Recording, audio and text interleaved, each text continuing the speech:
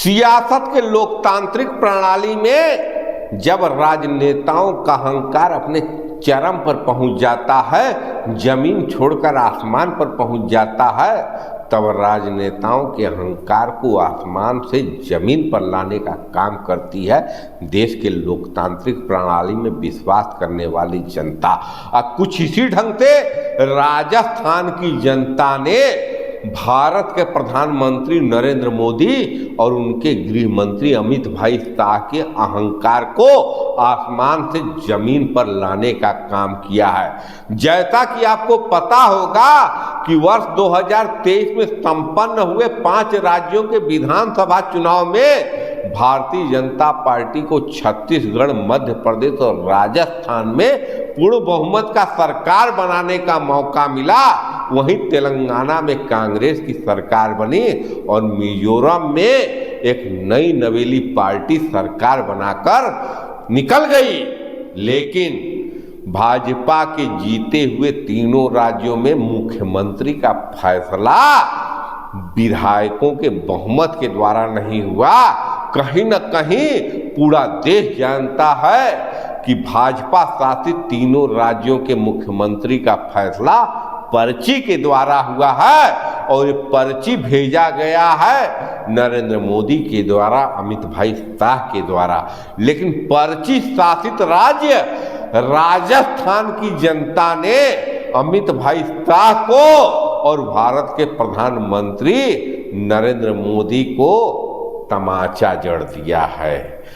कैसे जड़ा है, क्यों जड़ा है, कब जड़ा है, इस सब पर मैं चर्चा करूंगा। आप देखते रहिए खबरों के खिलाड़ी।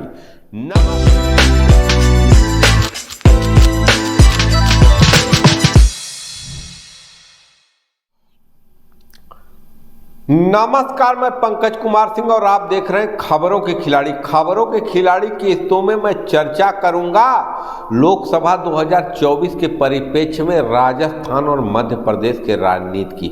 सबसे पहले चर्चा राजस्थान की, जहां वर्ष 2023 में हुए विधानसभा चुनाव में 200 सीटों में 199 सीटों पर वोटिंग होता है। चुनाव परिणाम 3 दिसंबर 2023 को आता है और 199 सीटों में 115 सीट जीतकर भारतीय जनता पार्टी की पूर्ण बहुमत के साथ सरकार बनती है और भारतीय जनता पार्टी का संगठन श्रेष्ठ नेतृत्व पर्ची के द्वारा राजनाथ सिंह को भेजकर नए मुख्यमंत्री का ऐलान वसुंधरा राजे से करवाती है। लेकिन एक सीट पर चुनाव रुक चुका था। रुका इसलिए था क्योंकि वहां पर कांग्रेस प्रत्याशी गुरमीत सिंह कुन्नर का निधन हो चुका था। वहां कांग्रेस पार्टी ने उपचुनाव में गुरमीत सिंह कुन्नर के बेटे रूपेंद्र पाल सिंह कुन्नर को टिकट दिया।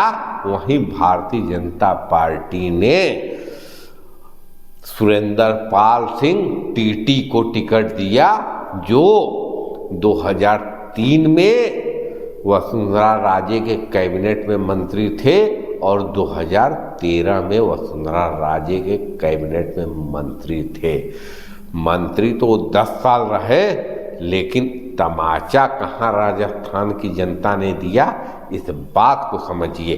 5 जनवरी 2024 को श्री कर्णनगर में उपचुनाव होता है और 30 दिसंबर 2023 को श्री कर्णनगर में भारतीय जनता पार्टी के प्रत्याशी सुरेंद्र पाल सिंह उर्फ टीटी को भजन लाल शर्मा के मंत्रिमंडल में जगह मिल जाती है।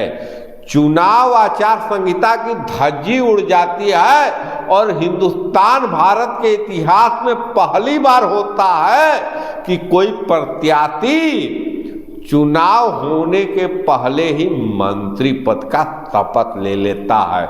लेकिन जनता जब जवाब देने पर आमादा हो जाए तो लोकतंत्र में बड़े से बड़े नेताओं का गाल लाल हो जाता है। कुछ इसी ढंग से गाल लाल किया 8 जनवरी को श्रीकर्ण नगर की जनता ने सुरेंद्र पाल सिंह टीटी को 12,500 मतों से हराकर तो राजस्थान की राजनीति में तो खेला हो गया। ये खेला राजस्थान की जनता ने किया या गुपचुप बैठी वसुंधरा राजे ने किया, इस पर टीवी, मीडिया, पत्रकार सब चर्चा करेंगे। लेकिन मैं अंततः कहूंगा कि लोकतांत्रिक व्यवस्था में चुनाव के परिणाम को जनता द्वारा प्रभावित माना जाना चाहिए। तो कहीं न कहीं 115 का बहुमत फेल हो गया। भारतीय जनता पार्टी के शीर्ष नेतृत्व का अहंकार चूर चूर हो गया। जिस अहंकार के बल पर भारतीय जनता पार्टी के शीर्ष नेतृत्व ने वसुंधरा राजे जैसे तपी तपाई नेता को दरकिनार कर पहली बार मुख्यमंत्री बने भजनलाल शर्मा को राजस्थान की बागडोर सौंप दी और भजनलाल शर्मा ने और उनके दोनों डिप्टी सीएम ने सुरेंद्र पाल सिंह टीटी के लिए जनसभा किया था। उनके सुरेंद्र पाल सिंह टीटी को वोट देने के लिए वसुंधरा राजे ने ट्वीट किया था। लेकिन कहीं न कहीं जनता अपने नेताओं के भाव को देखती है। ट्वीट का मतलब नहीं है कि नहीं ट्वीट कर दी तो वोट देना है।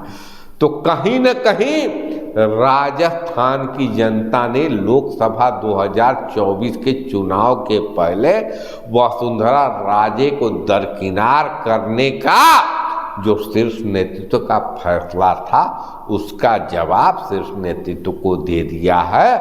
आज श्रीकर्ण नगर में मोदी और अमित शाह का दंभ और घमंड दोनों टूट चुका है।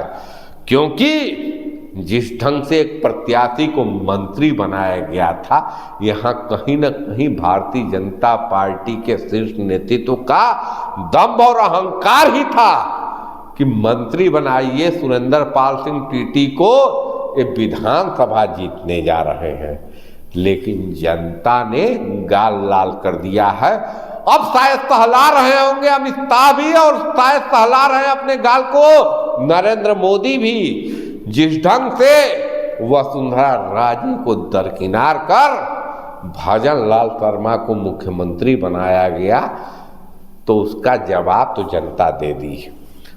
इसका बहुत ही व्यापक प्रभाव पड़ेगा 2024 के चुनाव में। राजस्थान वो राज्य है जहां भारतीय जनता पार्टी 2014-2019 में क्लीन स्वीप की थी।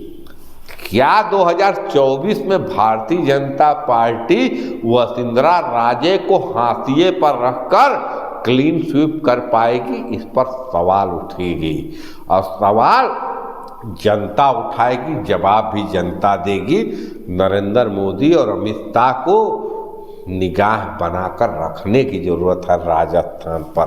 अब हम आपको लेकर चलते हैं मामा शिवराज के प्रदेश मध्य प्रदेश में, जहां नवनियुक्त मनोनीत मुख्यमंत्री मोहन यादव कहते हैं कि हमारे स्टेट में कोई भी हाई वैल्यू का लाउड स्पीकर कुछ भी बजाने के लिए, बाजा उजा बजाने के लिए अनुमति लेनी होगी। अगर आप अनुमति नहीं लेंगे तो इससे हमको कष्ट होगा। वहीं इस बात का जवाब 4 बार मुख्यमंत्री रहे मामा शिवराज देते हैं कि आप ढोल ताशे नगाड़े बजाइए, हम देखते हैं कि कौन रोकता है। तो पैरेलल सरकार चल रही है मध्य प्रदेश में मोहन यादव के खिलाफ मामा शिवराज की।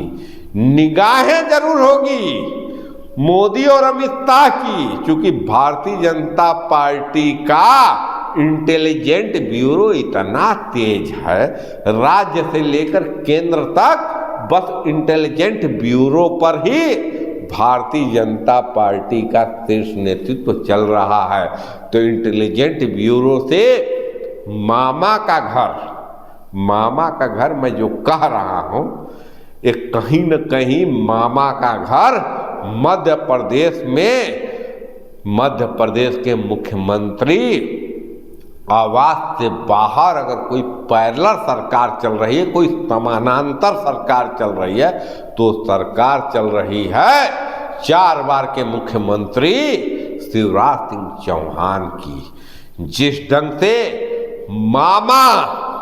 मामा की लाडली बहनें, मामा के भांजे और भांजिया मामा के पास गुहार लगा रहे हैं और मामा अपने अंदाज में जवाब दे रहे हैं, तो चुनौती खड़ी हो गई है 2024 के लिए।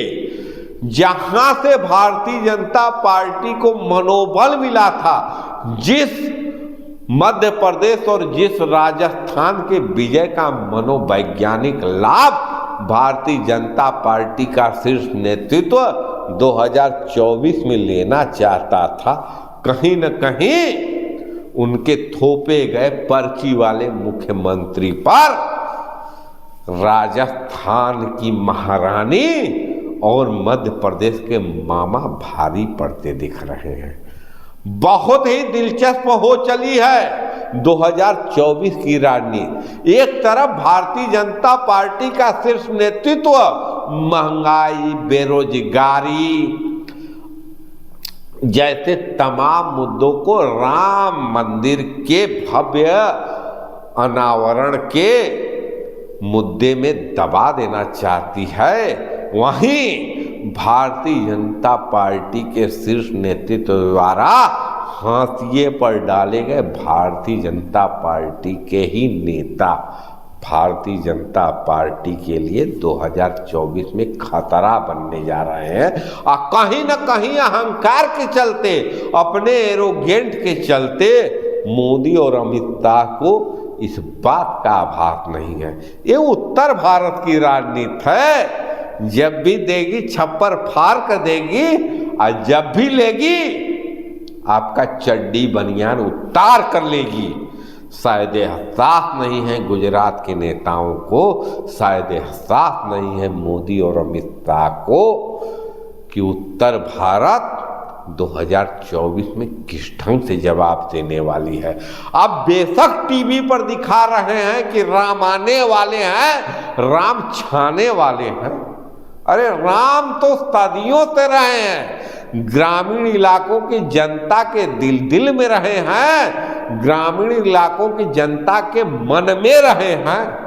आप अयोध्या में श्री राम लला को ला रहे हैं। अरे अयोध्या में श्री राम लला पहले से थे, आप ला नहीं रहे हैं।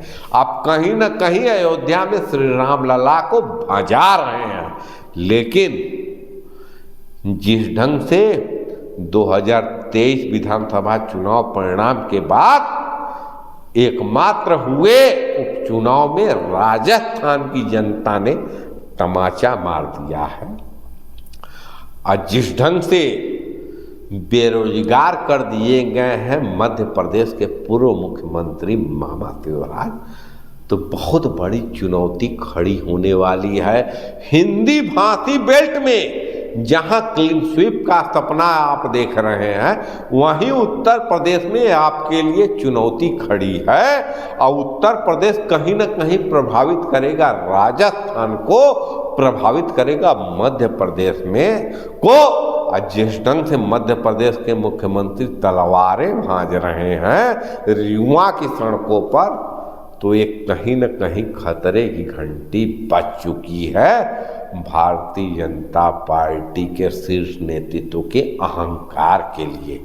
अब एक खतरा कितना बड़ा है और इस खतरे को कितना देख रहे हैं, समझ रहे हैं, और इस खतरे से कितना आगाह है भारतीय जनता पार्टी का शीर्ष नेतृत्व, इसका परिणाम 2024 के लोकसभा चुनाव में आएगा।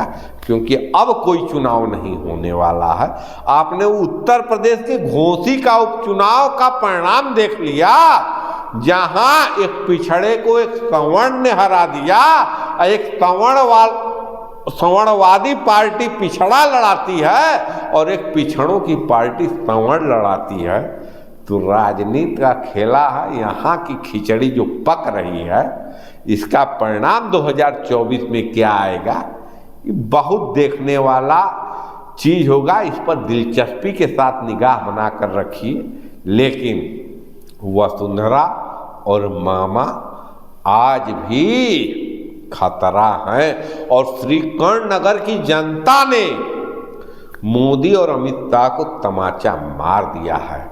देखना बहुत दिलचस्प होगा कि मनोनीत मुख्यमंत्री क्या राजस्थान को संभाल पाते हैं, मनोनीत मुख्यमंत्री क्या मामा के प्रदेश मध्य प्रदेश को संभाल पाते हैं।